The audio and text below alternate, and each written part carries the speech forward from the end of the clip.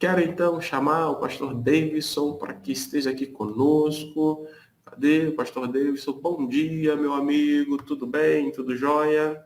Bom dia, pastor Aderson, tudo bem? Graças a Deus. Estamos aqui na luta, né? Esperando o melhor de Deus, né? Que o Senhor tem preparado para cada um de nós. Amém. O pastor Davidson hoje vai continuar. O tema hoje é um tema polêmico, né? É um tema que de fato precisa aí do esclarecimento. Ele já disponibilizou até o material que, se você quiser, a gente pode compartilhar contigo. E ó, primeira mão, hein? Posso falar agora ou falo depois, pastor Davidson? Fica à vontade. Pode falar Fica à agora. vontade? Então, deixa eu Isso. compartilhar com você. Nós já estamos aí pensando na possibilidade de logo assim que encerrar esse conteúdo sobre casamento e família, nós falarmos sobre o livro de Abacuque. Olha, esse livro aí é de suma importância. Nós estamos pensando, já está tudo alinhavado, só estamos aguardando Deus selar, mas tudo indica que ao final, na semana que vem, nós continuaremos ainda para fazer o encerramento do livro, né? Casamento e Família. Tá aqui, ó. Ó. Uhul. Casamento judaico, a ética do casamento judaico. A gente encerra, se Deus quiser, na semana que vem. Se você ainda não adquiriu o seu, ainda dá tempo para você adquirir o seu. Se você quiser, também tem outro livro que o pastor Davidson escreveu. Opa, aqui, ó, Salmo 23, olha, revelações do Salmo 23. Então, você tem a oportunidade aí de poder adquirir. E deixa eu falar, hein, uma coisa, hein?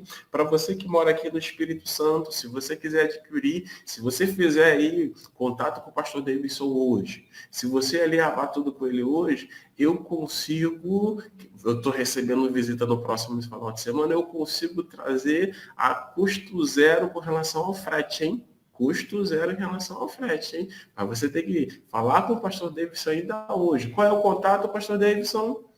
Isso aí, o contato para que você possa adquirir um desses dois livros é 021 998 58 5402. Mas precisa falar rápido, porque ambos os livros estão esgotados já, mas eu já encomendei a reimpressão do Salmo 23, e tem apenas uns poucos exemplares desse da ética do casamento judaico. Então, você precisa me falar com alguma antecedência para eu poder dizer para você se já temos o livro ou não para poder enviar. Mas faça Viu? contato, vai ser bênção para a sua vida.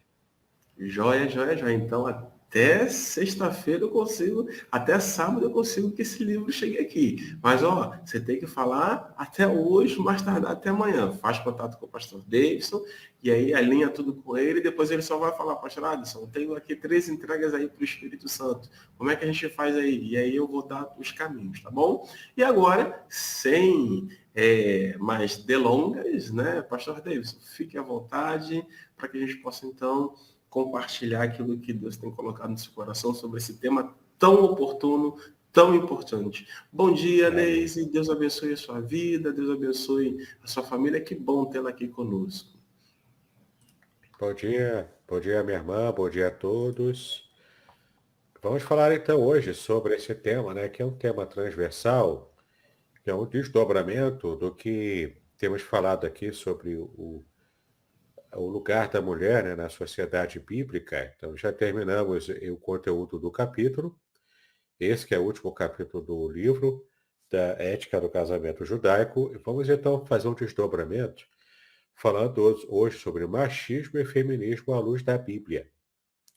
Não é um material muito exaustivo, mas ele dá uma noção do que a Bíblia realmente ensina sobre esse tema aqui, que é polêmico, né? Ainda é um tema atual e polêmico para hoje. Então, vamos seguir aqui com o nosso conteúdo, e semana que vem, se Deus quiser, a gente termina com a conclusão do livro e partimos então para o nosso próximo tema, né? A nossa próxima série de estudos e mensagens acerca do livro de Abacuque. Bom, vamos começar colocando nome aos termos, né? Definindo os termos. primeiro temos que entender o que é o machismo, tá? Machismo é o comportamento expresso por opiniões e atitudes de um indivíduo que recusa a igualdade de direitos e deveres entre os dois gêneros sexuais, favorecendo e enaltecendo o sexo masculino sobre o feminino. O machista é o indivíduo que exerce o machismo, né? É aquele que então faz esse ato aqui de recusar a igualdade. Em um pensamento machista existe um sistema hierárquico, entre aspas, aqui, né? De gêneros, onde o masculino está sempre em posição superior ao que é feminino. Ou seja, o machismo é a ideia errônea de que os homens são superiores, entre aspas, às mulheres, né? Então, sim, esse pensamento aqui, ele é um pensamento muito antigo, né?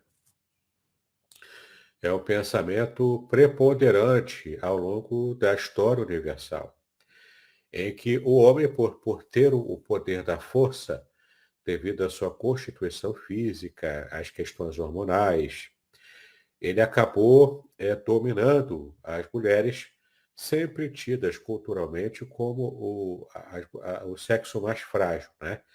Eu particularmente discordo desse pensamento, não apenas em questão de força, né? Porque de fato as mulheres são menos fortes do que o homem pensando em força física.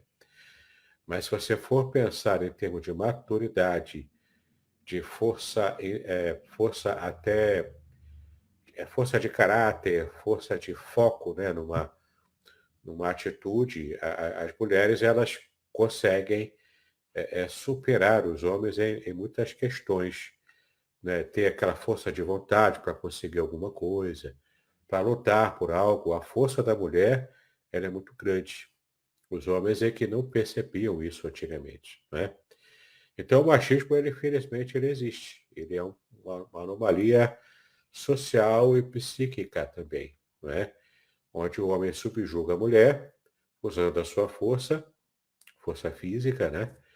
E tentando reduzir a mulher no seu real valor, que é muito alto, é muito grande, né? Então, os homens precisam aprender a deixar de lado esse pensamento, até mesmo enraizado na cultura, né? O pensamento machista. Ele é errado. Esse pensamento é pecaminoso, ele é contra a vontade de Deus. E a gente vai ver aqui alguns versículos da Bíblia que nos mostram isso. Vamos ver o quanto, de fato, a Bíblia demonstra qual o lugar e a posição do homem e da mulher com respeito ao modo como Deus nos enxerga, ao modo como Deus nos fez. Deus criou a humanidade, criou tanto o macho quanto a fêmea, né, como veremos aqui, com características próprias de cada gênero sexual, mas também com particularidades em termos de constituição física, psicológica. Mas vamos ver como que a Bíblia de fato enxerga essa questão do posicionamento tanto do homem quanto da mulher na sociedade, né? Como que a Bíblia enxerga isso. Bom, então o machismo é isso, não é? Essa deturpação no pensamento é que o homem recusa a igualdade de direitos e deveres. Olha só, direitos e deveres. É claro que na constituição social, né, de uma sociedade, homens exercem um papel e mulheres exercem outro papel, que são diferentes, né? Por causa até mesmo das qualidades e defeitos de cada gênero sexual. Agora, é importante a gente perceber que, apesar dessa diferença, direitos enquanto seres humanos e deveres enquanto seres humanos, de um modo geral, existe sim igualdade. É como veremos aqui também no que a Bíblia nos ensina, né? Mas aí temos o extremo oposto, temos o outro lado da moeda. Uma reação também, na nossa opinião, uma reação exagerada, especialmente o modo como se configura hoje esse movimento, né? Que é o movimento feminista, tá bom? O feminismo, portanto. O feminismo é um movimento social, filosófico e político que tem um ideal contrário ao do machismo, pois luta pela igualdade de direitos e deveres entre homens e mulheres. Graças às reivindicações feministas, as mulheres conquistaram durante o século XX direitos que antes eram garantidos apenas para os homens, como o divórcio, o voto em eleições, concorrer a cargos do governo, entre outros direitos também. Então, é bom a gente entender aqui que, do ponto de vista histórico, o feminismo ele foi muito positivo. Ele, de fato, foi uma luta que as mulheres travaram com muito foco, com muito empenho, né, para estarem, de fato, mostrando para os homens que eram machistas, né, homens machistas, de que elas têm lugar, sim, na sociedade, elas têm muito a contribuir. E elas têm, inclusive, igualdade de direitos e deveres. Não que elas sejam realmente iguais aos homens. É claro que não. A constituição física de homens e mulheres são diferentes. Embora haja exageros, né, nesse esforço pela busca da igualdade entre mulheres e homens, e esses exageros são facilmente perceptíveis, inclusive, no movimento feminista de hoje em dia, que ele é mais um acampamento político do que propriamente social e filosófico, porque os movimentos feministas de hoje, elas, na verdade, não lutam pela igualdade propriamente das mulheres de um modo geral, mas elas escolheram um lado político, não é? E acabam exagerando, querendo mostrar que, na verdade, as mulheres são superiores aos homens. Essa também é uma deturpação.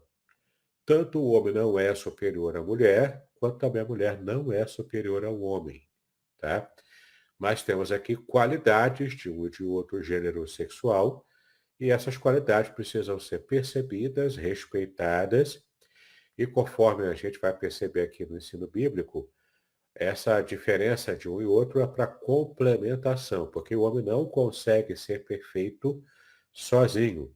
Assim como a mulher também não consegue ser perfeita sozinha.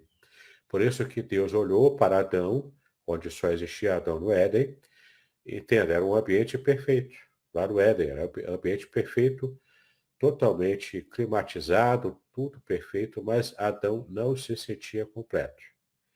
Deus então cria a mulher para completá-lo.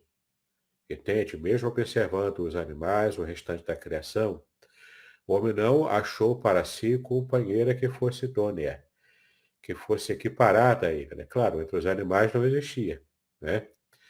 Embora a constituição física seja até muitas vezes parecida com a do ser humano, mas não havia equiparação. Precisou que Deus criasse a mulher, não é? Para que houvesse equiparação, porque um e outro são iguais, são diferentes em alguns aspectos, mas são iguais em termos de equiparação enquanto seres humanos. Portanto, tendo direitos e deveres também iguais, né? E mesmo na história bíblica, como a gente também já estudou no meu livro, né? A gente percebeu o quanto essa deturpação machista, principalmente, esteve enraizado, entranhada na, na visão da própria construção, né, da sociedade dos povos antigos, especialmente também o povo judeu, né, na antiguidade. Claro que isso era uma deturpação, né? Embora oficialmente a Bíblia não desse respaldo inicial para isso, mas acabou desgringolando para o machismo. Então, a luta das mulheres nesse movimento feminista lá no começo, ela teve objetivos nobres e alguns deles foram de fato alcançados, né? E as mulheres hoje têm de fato por direito essa conquista histórica de poderem votar, de poderem escolher uma profissão que fosse adequada e não apenas ter essa obrigatoriedade de ser apenas dona de casa, né? Isso é muito positivo para a sociedade e para as mulheres também, de modo geral.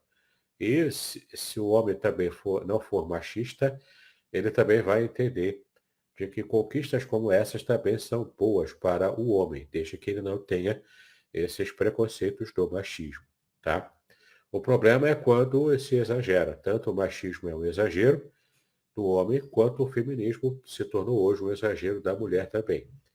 Quando a mulher quer subjugar o homem, né? A mulher, muito empenhada no movimento feminista ainda hoje, como eu já disse, ele tem mais cunho político do que propriamente filosófico ou social, acaba achando que todo macho, todo homem é um porco chauvinista, não é? Ao ponto da gente também ter visto na própria cultura esse movimento dos homens estarem mutilando a sua própria masculinidade. Alguns homens, entre aspas, né, chamados de feministas, né, que mutilam a sua própria masculinidade e até alguns até dizem que ele é um homem em desconstrução, como vimos também recentemente na cultura aqui no Brasil, né? Um personagem cultural falando isso. Então, é muito triste a gente ver o quanto tanto a feminilidade das mulheres quanto a masculinidade dos seres do homem, né? Do homem, isso está se perdendo, isso está se dissolvendo na sociedade, a ponto de acontecer o que se chama hoje disforia de gênero. O que é uma disforia de gênero, né, para os especialistas, né, especialmente da psicologia? Seria uma inadequação do homem ou da mulher de entenderem que eles nasceram com o gênero errado. E então querem fazer uma reconstrução do gênero que ele acha que deveria ter, ou que ela acha que deveria ter. Daí veio os movimentos de transexualidade, não é? Que do ponto de vista bíblico, ele não tem respaldo, tá bom? Apenas tem respaldo social, também com essa pegada mais psicológica do bem-estar do indivíduo, e a gente não quer entrar no mérito dessa questão. Nosso objetivo aqui é pensar do ponto de vista bíblico, tá? Então, tanto o machismo é condenado pela Bíblia, quanto o feminismo exagerado também é condenado pela Bíblia, assim como essas questões que envolvem a disforia de gênero. Também não há respaldo bíblico para esse tipo de movimentação social, psicológico, cultural no dia de hoje, tá bom?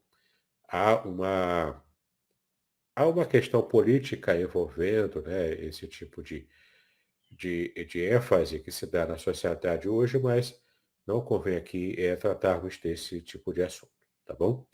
Bom, então, machismo e feminismo, como vimos, não tem base bíblica, eles são exageros da sociedade e precisamos, como cristãos, também nos posicionar, tá bom? Bom, com respeito ao que a Bíblia ensina sobre esses exageros, né? A Bíblia ensina que há a plena igualdade do homem e da mulher na criação e também na redenção.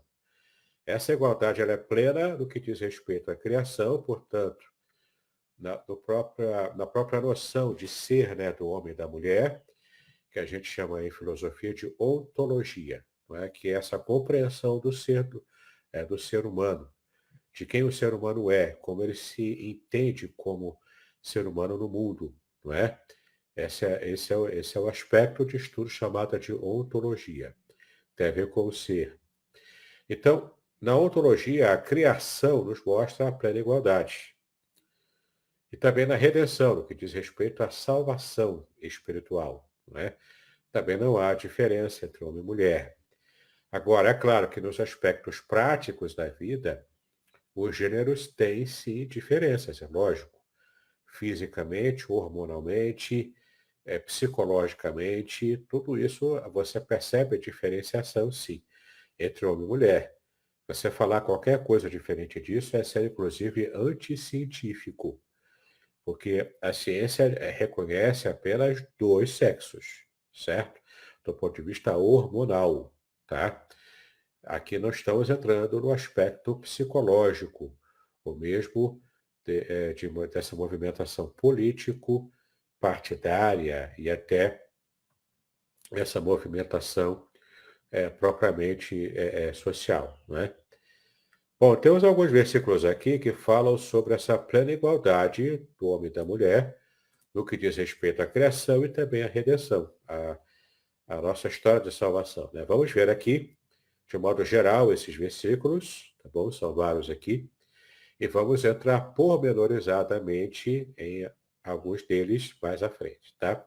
Vamos ver então esse primeiro bloco aqui no livro de Gênesis, sobre como a Bíblia enxerga homem e mulher, não é? Você pode ver na sua tela aí, ó. Gênesis 1, 26, para começar, né? E disse Deus, façamos o homem à nossa imagem, conforme a nossa semelhança, e domine sobre os peixes do mar, e sobre as aves do céu, dos céus, e sobre o gado, e sobre toda a terra, e sobre todo réptil que se move sobre a terra. Versículo 27. E criou Deus o homem à sua imagem, a imagem de Deus o criou, homem e mulher os criou. Versículo 28. E Deus os abençoou, e Deus lhes disse, frutificai, multiplicai-vos, enchei a terra, e sujeitai-a, e dominai sobre os peixes do mar, e sobre as aves dos céus, e sobre todo o animal que se move sobre a terra. Então temos aqui essa primeira perspectiva da criação, onde Deus cria o homem à sua imagem e semelhança, e o texto faz muita questão, né, de estar falando aqui no versículo 27, homem e mulher os criou, e veremos aqui o que significa essa expressão na língua hebraica, né, que é o original, a língua original em que o Antigo Testamento foi escrito. Agora vamos ver Gênesis 2, versículo 18. E disse o Senhor Deus, não é bom que o homem esteja só. O homem aqui é apenas Adão, né? O macho aqui, né? Que não esteja só. Falei uma ajudadora idônea para ele, tá? Então isso aqui é muito importante, é o versículo que também veremos com detalhe mais à frente. E versículo 23, capítulo 2, versículo 23, e disse Adão, esta agora é osso dos meus ossos e carne da minha carne, esta será chamada mulher, porquanto o homem foi tomada. Né? Também veremos esse versículo aqui mais à frente. Por fim, o capítulo 5, versículos 1 e 2. Este é o livro das gerações de Adão, no dia em que Deus criou o homem, à semelhança de Deus o fez. Homem e mulher os criou, e os abençoou, e chamou o seu nome Adão, no dia em que foram criados. Tá? Novamente aqui, ó, do ponto de vista ontológico, né, na criação, chamou o seu nome Adão no dia em que foram criados, os dois foram criados. Né? Tudo isso à semelhança de Deus. Né? Então, essa primeira leva de versículos aqui nos fala já de cara sobre o aspecto da criação, a plena igualdade do homem e da mulher. Vamos agora para 1 Coríntios, capítulo 11, versículos 11 e 12. Dois versículos apenas, né, que nós vemos aqui. Todavia, nem o homem e nem a mulher, e nem a mulher sem o homem no Senhor. Porque como a mulher provém do homem, assim também o homem provém da mulher, mas tudo vem de Deus. Então, está bem falando aqui em termos ontológicos, em termos de qualificação do ser, né, como ser humano. Tudo igual também, não é? Embora a mulher proceda do homem, mas o homem procedeu de Deus. Então, há uma hierarquia de subordinação aqui, do ponto de vista de papéis sociais, né, na sociedade.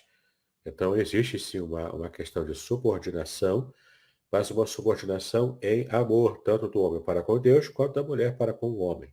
Não é? É uma subordinação relativa e em amor, tá bom? Apenas no que diz respeito ao cumprimento de papéis sociais.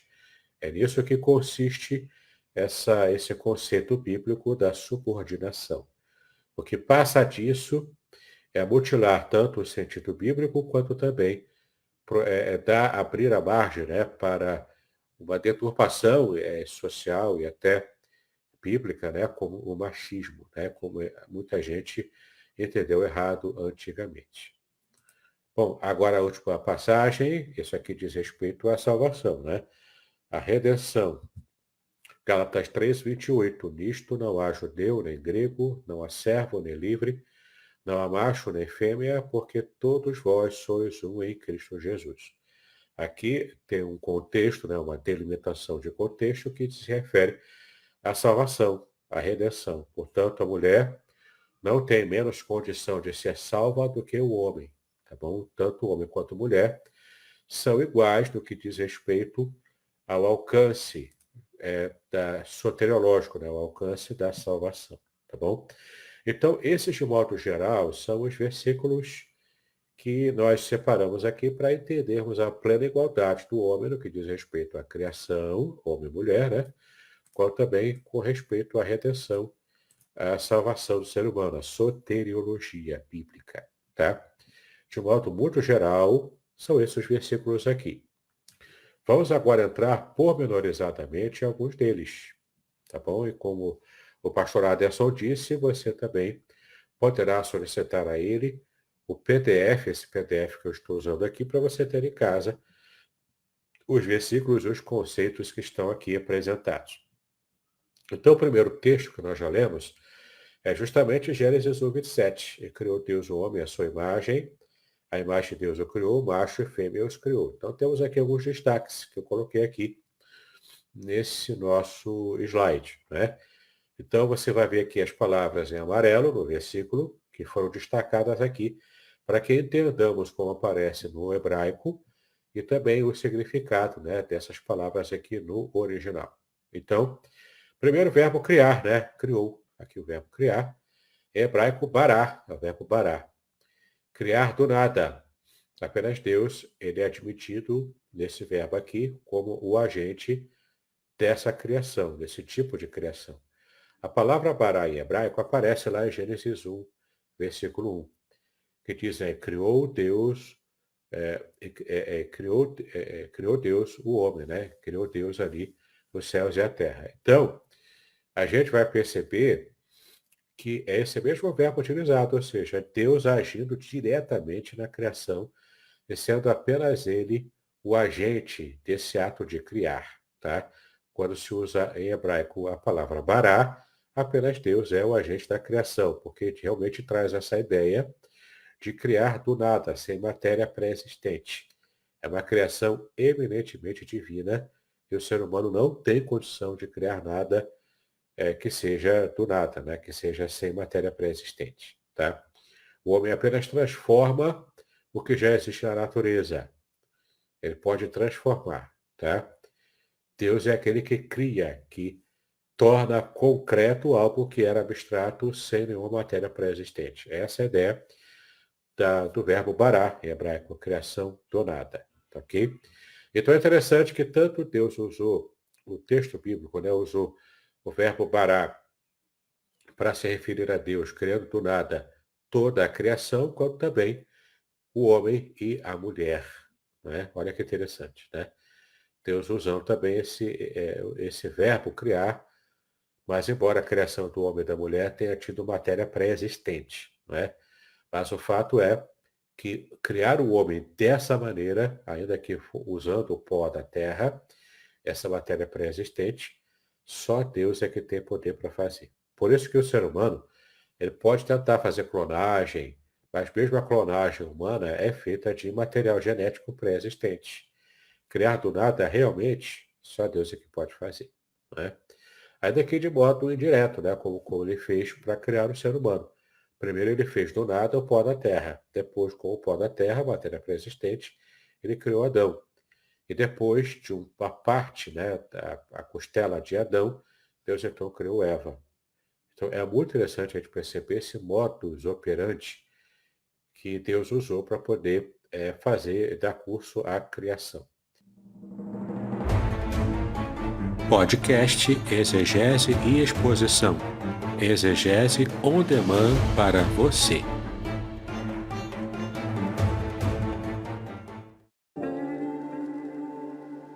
Shalom! Aqui é o Davidson Pignon. Eu ajudo pastores e líderes cristãos a fazer estudos bíblicos na igreja sem ter problemas com interpretações bíblicas erradas. Então, se você está pensando em compreender a sua Bíblia com segurança, não deixe de assistir a mais conteúdos como este aqui neste canal.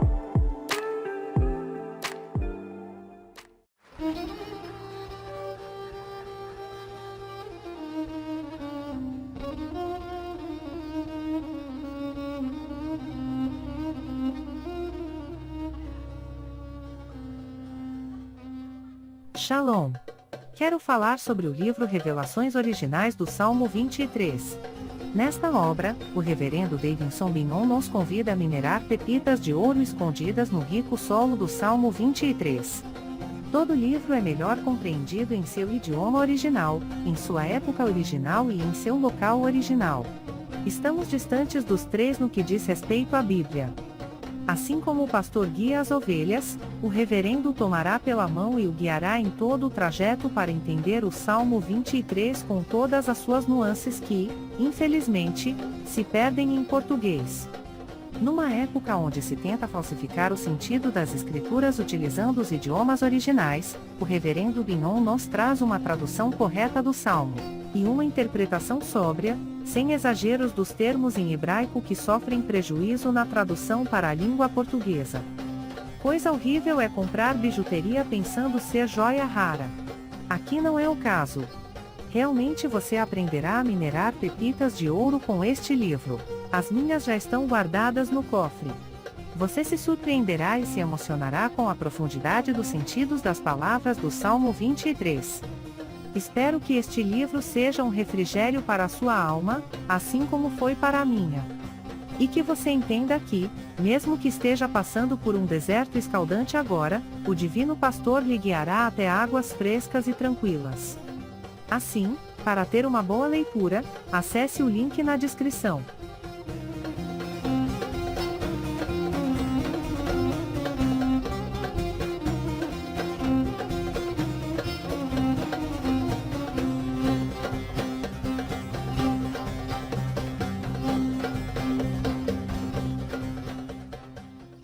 A outra palavra também em destaque aqui é a imagem de Deus. A palavra imagem, em hebraico é tselem.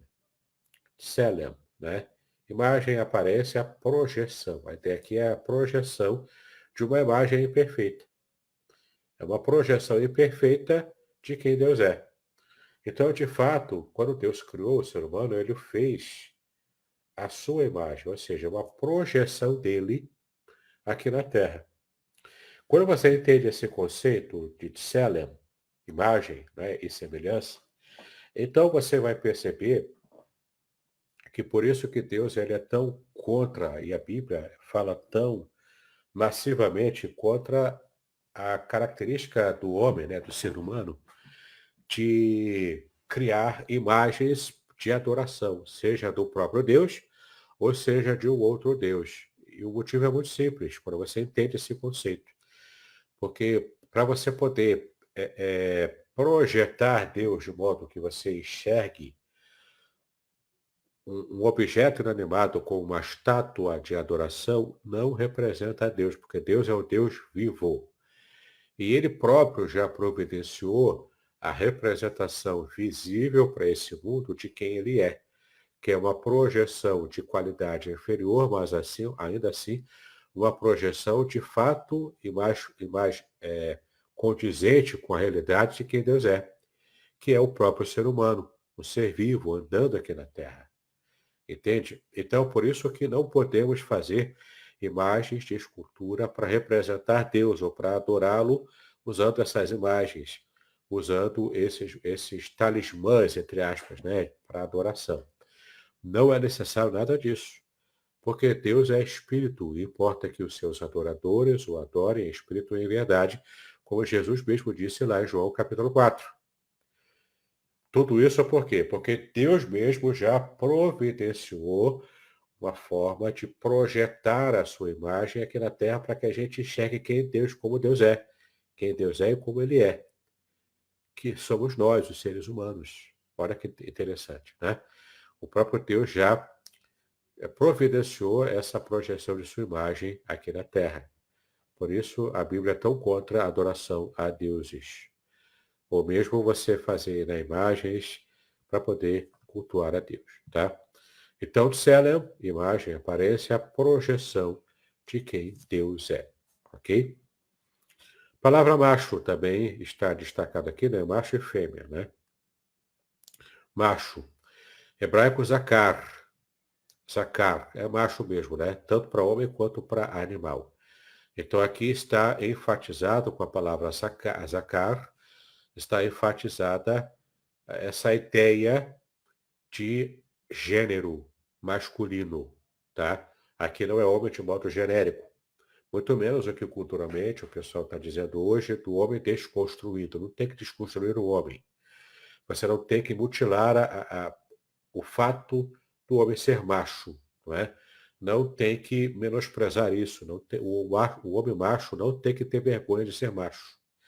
Na verdade, ele tem que aproveitar as qualidades que Deus deu a ele por ter sido criado macho, para de fato cumprir o seu papel social dentro do casamento, dentro da sociedade e dentro também da sua própria vida. Isso faz o homem ser feliz.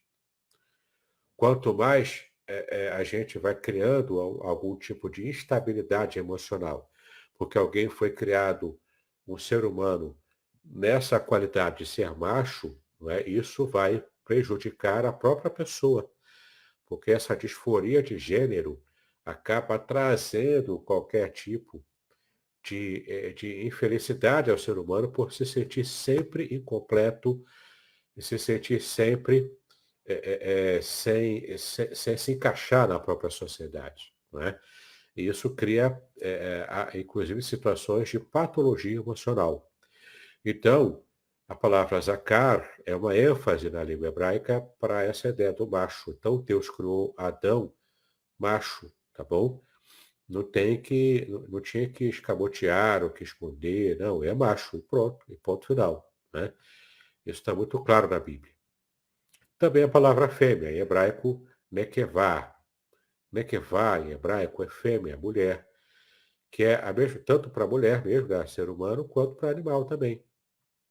Então, macho e fêmea, Deus criou nessa qualidade aqui de criação bará, de criação do nada, tá? Então, essa é a projeção da criação de Deus para o ser humano, tá bom? É uma criação física, uma criação também com aspectos psicológicos, que são, né, aspectos emocionais e espirituais. Então, por que essa luta toda para desconstruir o que Deus construiu, né? Está muito claro aqui. Macho e fêmea, tá bom? Não tem o que discutir aqui. Foi assim que Deus fez. O que passa disso é tentativa humana de tentar enxergar algo além do que, de fato, o que Deus fez. Deus só criou dois sexos e ponto final. Entendeu? Muito bem. Aqui nós temos uma imagem que até usei em lives anteriores, né, em aulas anteriores, com respeito à imagem de Deus projetada no homem e na mulher dentro do casamento. Como a gente está vendo aqui, né, há uma complementação do homem para com a mulher e da mulher para com o homem. Não é? Ambos os sexos se encaixam perfeitamente. Deus fez assim. Qualquer coisa fora desse encaixe não dá liga, né, digamos assim. Entendeu? É claro que pode ser que alguém esteja assistindo essa aula aqui, mas espera aí, eu me sinto mais feliz buscando, né, um gênero diferente. Ok, você pode se sentir assim, você pode se sentir atualmente mais feliz dessa maneira, né? Ninguém está aqui criticando o seu estilo de vida. O nosso objetivo aqui não é criticar o estilo de vida de qualquer pessoa, mas é mostrar o que a Bíblia fala, tá? Então, uma coisa é você dizer que você é mais feliz assim, você escolheu esse estilo de vida para você. Outra coisa é você dizer que a Bíblia ela dá a entender que existe sim uma, uma outra forma de se entender que não seja essa dos dois gêneros, né, que a Bíblia ensina. Aí a gente vai entrar numa questão que diz respeito aos dados do que a Bíblia mostra, tá? Então, nós temos aqui duas palavras em hebraico, que são palavras genéricas para homem e para mulher, tá? São as palavras mais comuns. Não como nós vimos lá, para macho e fêmea, né? Ali já está designando mesmo a questão dessa diferença dos sexos, né? Aqui nós temos também uma diferenciação dos sexos, mas de um modo mais geral, né? Ish é uma palavra que significa homem, tá? Ish. Isha é uma palavra em hebraico que significa mulher. Perceba que Ishi e Isha, no caso Isha, é uma palavra derivada de Ishi, tá? Portanto, a Isha é uma palavra parecida com Ishi, mas com aspecto feminino. É como eu dizer, por exemplo, o nome próprio, Paulo e Paula, não é? É o mesmo nome, só que Paula é o aspecto feminino, né, com a terminação em língua portuguesa feminina, que demonstra que é uma mulher e não um homem. Enquanto que Paulo, com a terminação o, está demonstrando que é o mesmo nome, mas com o aspecto masculino ali, dizendo que ele é homem e não mulher, certo? Então, é mais ou menos isso. Então, ish e isha é a mesma palavra, com essa terminação aqui em hebraico, no caso, a terminação a, mostrando que é palavra feminina, tá bom? Portanto, mulher. Então, ish e isha. Juntando essas letras aqui que estão destacadas, que são as letras diferentes, né? No homem tem essa letra aqui chamada de Yod, e temos essa letra aqui chamada de Re, na língua hebraica. O Yod só tem no Ish, no homem, e o Re só tem no Isha, mulher, tá? Quando você junta o Yod com o Re, você tem aqui, ó, uma representação de Yahweh, o nome sagrado de Deus, o tetragrama sagrado. São essas duas letras aqui, portanto, são o que no hebraico se chama também de partículas divinas, tá? São formas de você fazer uma referência ao nome sagrado de Deus, o tetragrama sagrado, de modo contracto, né? De modo resumido, tá bom? No caso aqui, usando essas duas letras, essas suas consoantes, Yud, Re, tá ok? Quando junta, portanto, essas letras que aparecem apenas em um, que é uma designação também da individualidade, porque o Yod só tem no Ish, no homem, e o Re só tem no Isha, mulher. Isso aqui é um aspecto particular, enquanto que tanto a letra Aleph quanto a letra Shim tem aqui, ó, a mesma letra no homem e na mulher, não é? Então você vê que a letra é diferente, você enxerga ali no que é diferente para cada um deles, você enxerga a partícula divina, você encontra Deus nessas particularidades de quem é o homem e quem é a mulher, quando se encaixa perfeitamente numa união de casamento. Então você tem Deus no casamento quando há essa união perfeita do homem com a mulher. Veja que bacana, né? Agora existe o caso 2. Você percebe aqui também as mesmas letras, né, que estão destacadas aqui, Yod e Re, tá bom, em vermelho. Mas quando você pega apenas a letra que se repete entre um e outro, quando você exclui essas letras vermelhas, né, fica as mesmas letras aqui, ó, o Aleph e o Shin. Tá vendo? O Aleph e o Shin. Aleph e Shin, tanto para o homem quanto para a mulher, quando você tira a partícula divina, quando você tira Deus dessa união do homem com a mulher, sobra Esh. Em hebraico, Esh significa fogo. Tanto para o homem, para a mulher aqui, quanto para o homem aqui. Né? Sobra fogo. Ou seja, se você tira Deus da união do casamento, o que sobra é fogo que destrói o casamento. Sobra briga, sobra confusão, sobra conflito, desarmonia. É o fogo que consome e destrói o casamento. Então, o casamento, para ser feliz, tem que ser um casamento, segundo a Bíblia, heterossexual, uma união heterossexual, em que ambos conseguem enxergar Deus na sua particularidade. Tá bom? E quando há essa junção, a própria língua hebraica nos mostra aqui esse simbolismo bonito de que Deus está presente, portanto, há harmonia, há amor, felicidade. Quando você tira Deus do casamento, portanto, não respeita a individualidade, você quer ver apenas o igual, e massivamente igual, né? Não respeitando os aspectos individuais do homem e da mulher, sobra o fogo, sobra a briga, confusão, desarmonia e, portanto, a falência do próprio casamento. Ok? Interessante.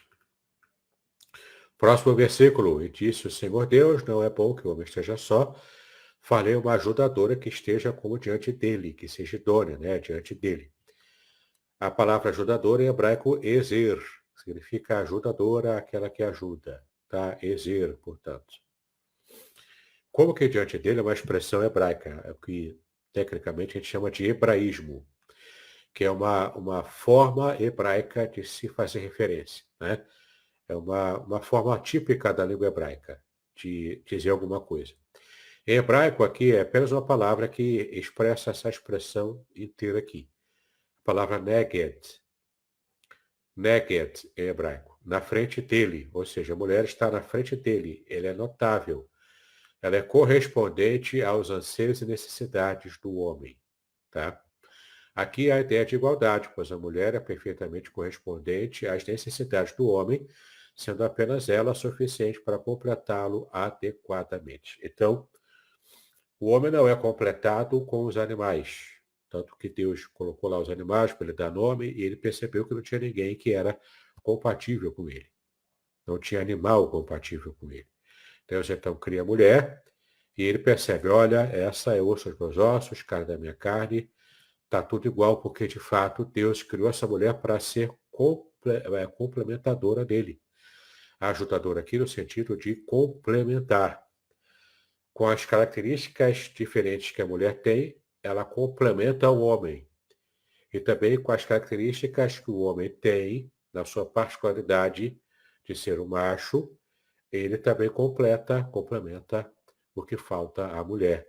Então, mulher e homem se encaixando perfeitamente, alcançando então a harmonia. E esse casamento em que o homem e a mulher estão perfeitamente unidos, amando um ao outro, e cada qual exercendo bem o seu papel, né, de complementar o outro, essa atitude mostra para o restante da sociedade a imagem e semelhança de Deus no casamento, na união entre homem e mulher, tá? Então é muito interessante você perceber que não há aqui relação de superioridade ou inferioridade, mas há papéis complementares e a própria língua hebraica mostra isso para a gente, tá? Outro versículo, e disse Adão, esta é agora o osso dos meus ossos e carne da minha carne, esta será chamada varoa, porquanto o varão foi tomada. Gênesis 2, 23. Né? Varoa em hebraico, Ishá, como nós já vimos, né? Ishá, mulher, deriva de Ish, homem, né? Sendo o seu exato feminino. Enquanto que o varão em hebraico, Ish, homem, ok?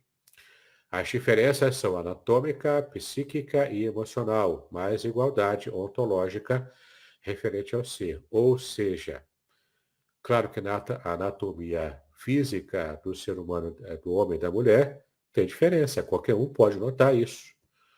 Não precisa ser um gênio da biologia para saber que há diferença biológica entre homem e mulher.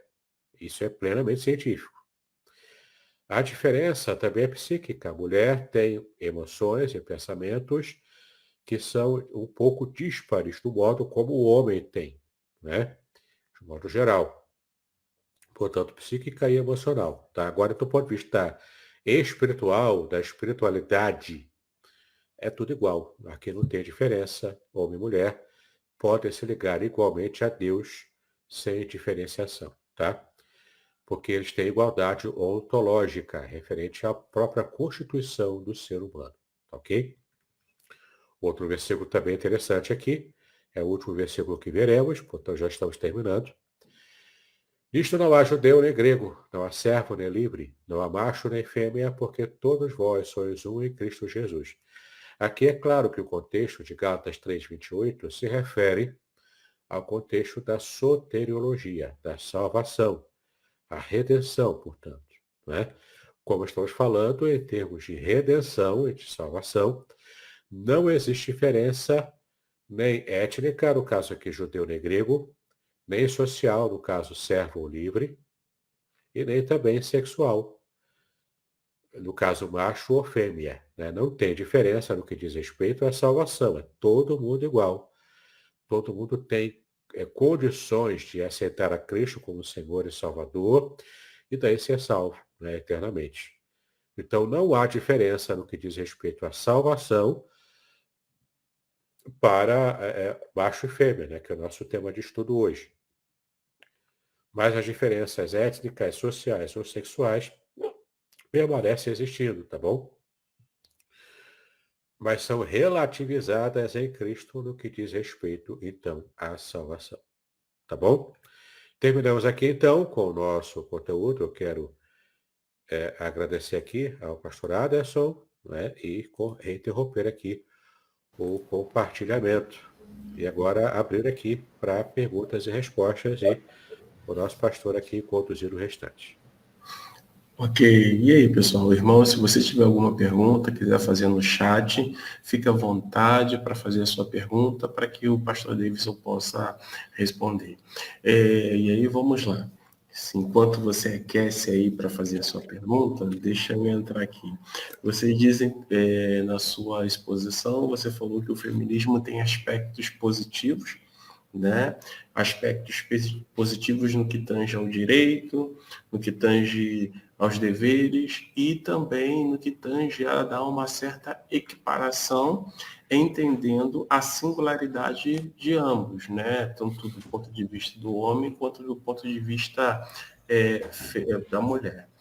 E sendo assim, hoje nós vemos aí uma certa discrepância. Você pode falar um pouquinho mais sobre isso? São os exageros, né? Tanto o machismo exagera quando o homem maltrata a mulher, tanto o maltrato, né, pode acontecer do ponto de vista psicológico, nessa questão do assédio sexual, né, que o homem faz até mesmo contra a sua esposa, quando, por exemplo, ele quer ter relações, ela não quer. Se ele força a mulher a ter relações até dentro do casamento, isso é também considerado assédio sexual contra a mulher, né, o direito que ela tem de, naquele dia, não querer contato físico com o homem. Né? Isso acontece também até mesmo em meios cristãos, para nossa vergonha. Né? No meio evangélico também existe isso, muito machismo no meio evangélico.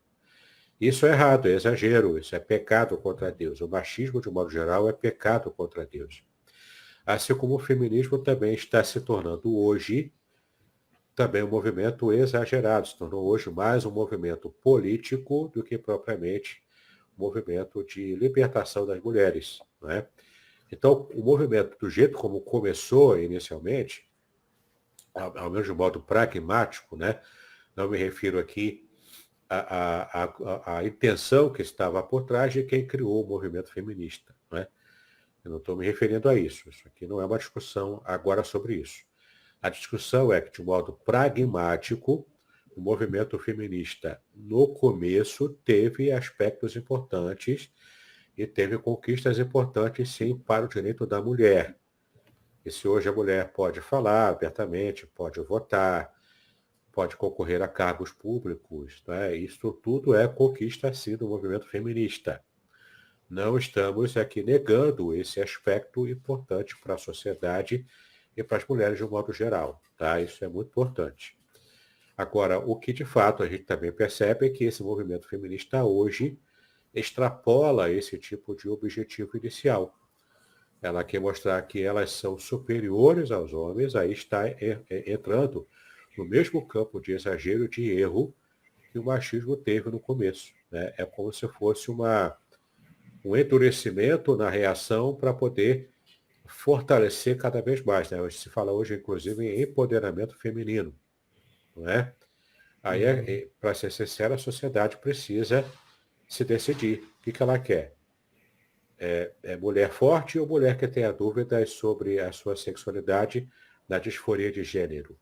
É para fortalecer a mulher ou é para para enfraquecer o homem também? Isso tem aspecto político também.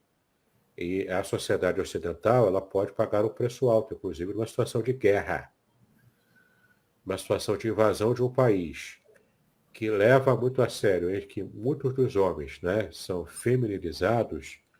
Numa situação de guerra, esse país perde lutando contra outro país em que não há esse tipo de enfoque na cultura. Entendeu?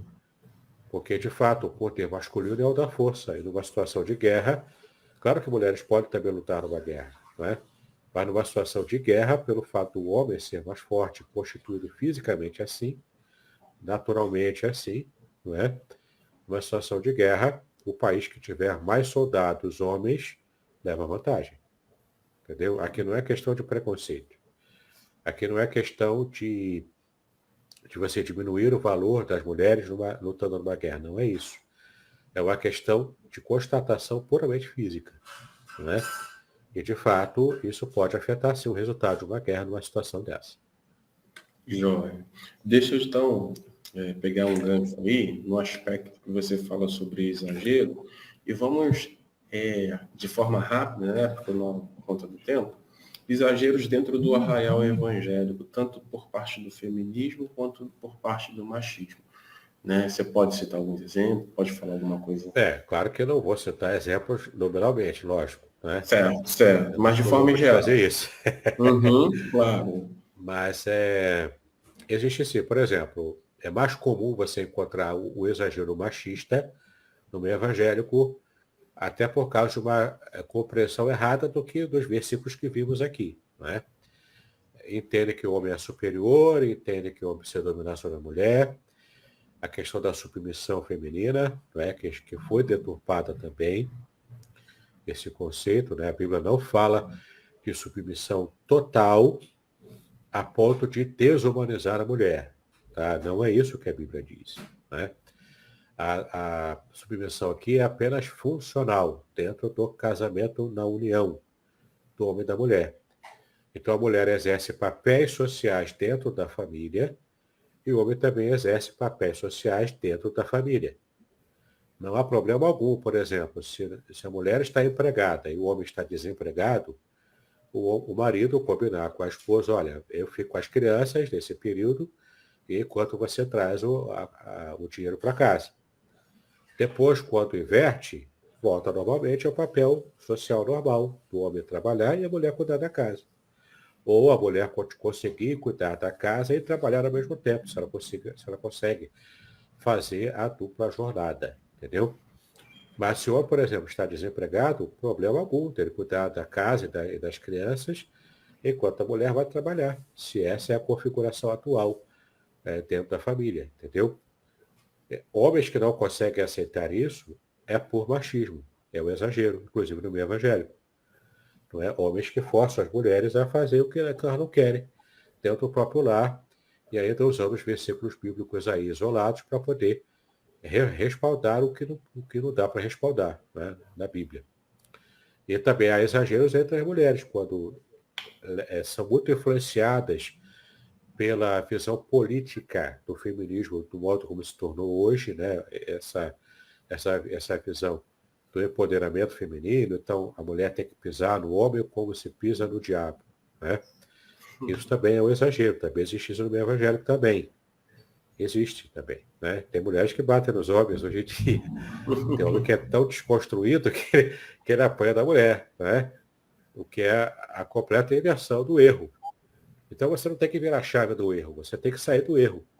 E tem que ficar no que a Bíblia de fato ensina. Igualdade ontológica entre homem e mulher e respeitando as diferenças de cada gênero. Porque quando você respeita, você aceita, você se encaixa e você complementa um ao outro. O casamento fica feliz, fica funcional e fica saudável, inclusive, para as crianças, para toda a família. Beleza, beleza. Então a gente percebe que existem muitos exageros dentro do contexto evangélico e que precisam de esclarecimentos, né? Direcionamentos. Claro, Alguns citam aquele texto, né? Que dizem, né? Nem cito o texto, né? Eu sou o cabeça da minha casa, né? Então eu que mando, a última palavra é minha. Quando, na verdade, eu estou cometendo exagero e não respeitando o papel também de ajudadora, de adjuntora da minha esposa. Especialmente as decisões mais importantes da família, não é para o homem tomar sozinho e que se dane a mulher. Não. Ele faz uma conversa com ela, né? Decidem juntos. E se tem filhos também, que já está chegando a uma certa idade, na adolescência ou na juventude, por que não perguntar a opinião deles também, né? para tomar uma decisão que vai alterar drasticamente o futuro da família. Agora, se há um impasse, o voto de Minerva, de um modo geral, é o homem que dá. E é claro, ele vai assumir o ônus disso e também o bônus, né? O que significa assumir o ônus? Qualquer coisa que der errado na decisão que ele tem o voto de Minerva, ele vai ter que responder, vai ter que arcar, entendeu? Se ele quer meter a banca de machão da casa, tem que bancar isso, entendeu? Tem que chegar junto. Legal, legal. Interessante. E aí, assim, vale aí uma reflexão quanto a nós em papéis e responsabilidades, e ao mesmo tempo a gente não pode perder de vista, quando a gente olha para o primeiro versículo que você citou de Gênesis, é que o pastor Idauro até comentou sobre isso na última mensagem também, é que o nosso lar deve ser de acordo com a imagem e semelhança de Deus e deve glorificar a Deus. Então, e você colocou aí naquela imagem, né? Quando Deus não está no centro, quando Deus não é glorificado, quando não há esse esforço, né, para fazer tudo para a glória de Deus, só fica fogo, e fogo consome tudo. Queima, detona tudo. Né? Não é o fogo do espírito, não. Aí é o fogo do conflito, da guerra. Né? O fogo da guerra, exatamente. Queridos, estamos encerrando então a nossa manhã, avançamos um pouco. Lembrando, se você ainda não adquiriu, adquira aí a Ética do Casamento Judaico, é daqui que nós estamos fazendo os nossos estudos. Estamos já encerrando, estamos já chegando ao finalmente. Na verdade, na próxima semana, na próxima quarta-feira, nós estaremos encerrando aí a Ética do Casamento Judaico. Se você quiser adquirir o seu livro, Pastor Davidson, é só fazer contato com ele. Lembrando, tem pouquíssimos livros que ele já solicitou uma nova reedição. E também, não custa nada, né? Revelações aí do Salmo 23. Olha, revelação. Eu, como vocês estão vendo, tenho os dois, né? E show de bola, show de bola. Vale a pena você ter esse livro para ler, para meditar, para estudar, para aprender, porque eu tenho aprendido muito, muito mesmo. Queremos agradecer aí os nossos amigos e irmãos que estão conosco, o Douglas, a Nilce, a Lorena, o Flávio Prado, nosso querido pastor, amigo, a Rosilane Mello, a Dalva também está conosco, a Neise também está conosco, né? A Cris, embora esteja lá no outro ambiente, mas também está conosco. Que Deus abençoe a todos os amados irmãos.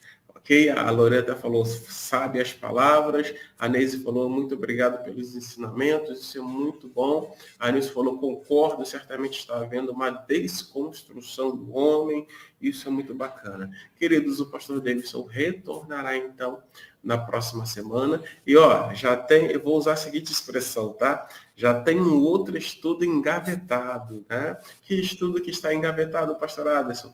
Nós vamos debruçar sobre o livro de Abacuque, ok? Aquele que fala assim, ainda que a figueira não floresça, não tem esse versículo? Então, foi Abacuque que disse. Mas vamos estudar contextualizando, vamos ver aspectos da época e como isso se aplica a nós nos dias de hoje. Não é semana que vem, porque na semana que vem estaremos encerrando. É na outra semana. Pastor e também lembrando, pastor Aderson, que quem quiser o PDF com os versículos, todo o conceito do que apresentamos aqui, solicita ao pastor Aderson, que ele pode enviar para você, ou também solicita a mim, que eu também posso enviar, tá bom? João. Pastor, fique à vontade, por gentileza. Amém. Para te exaltamos pelo privilégio que tivemos em apresentar mais um estudo bíblico de assuntos polêmicos que trazem dúvidas, mas podemos apresentar a tua revelação, Senhor, sobre cada um deles. Nós pedimos a Ti que Tu nos abençoe para que estejamos expurgando, ó Pai, do nosso meio, do nosso próprio casamento, nossa própria família, qualquer atitude machista ou feminista. Que tudo isso, ó Pai, todos esses exageros sejam retirados em nome de Jesus, para que tenhamos uma vida familiar harmônica, abençoadora, com, ó Pai, também estarmos espelhando a Tua presença a tua imagem através do nosso próprio casamento. Pedimos as tuas bênçãos àqueles que estão, ó Pai, necessitando, ó Pai, de uma cura, àqueles que estão esperando, ó Pai, uma cirurgia, que haja a tua graça, a tua bênção. Nós te exaltamos também pelo pastor Flávio Prado, o seu casamento, ó Pai, essa semana, que ele possa ser abençoado por ti em tudo quanto ele fizer. Cuida, Pai, também dele e da sua esposa, e que haja a tua graça, Pai, revelada a ele e a cada um de nós também.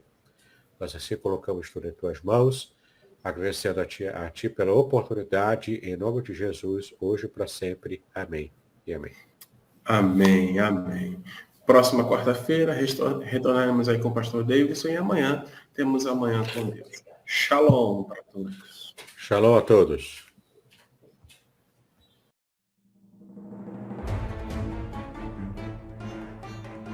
Muito bem, agora eu gostaria de ver a sua participação. Entre em contato comigo, compartilhe a sua experiência comigo e quem sabe até se você enviar em formato de áudio, eu possa aproveitar a sua experiência para apresentar no próximo episódio do podcast Exegese e Exposição. Eu sou Davidson Bignon e eu ajudo pastores e líderes cristãos a fazer estudos bíblicos da igreja, sem terem problemas com interpretações erradas. Se você então está pensando em compreender a sua Bíblia com segurança, não deixe de assistir a mais episódios como este aqui. Então, assine o canal, acione o sininho, curta, comente e também compartilhe. Ajude-me a ampliar o alcance com estudos bíblicos de qualidade na internet. Que Deus abençoe os seus estudos, paz e bênçãos sobre a sua vida.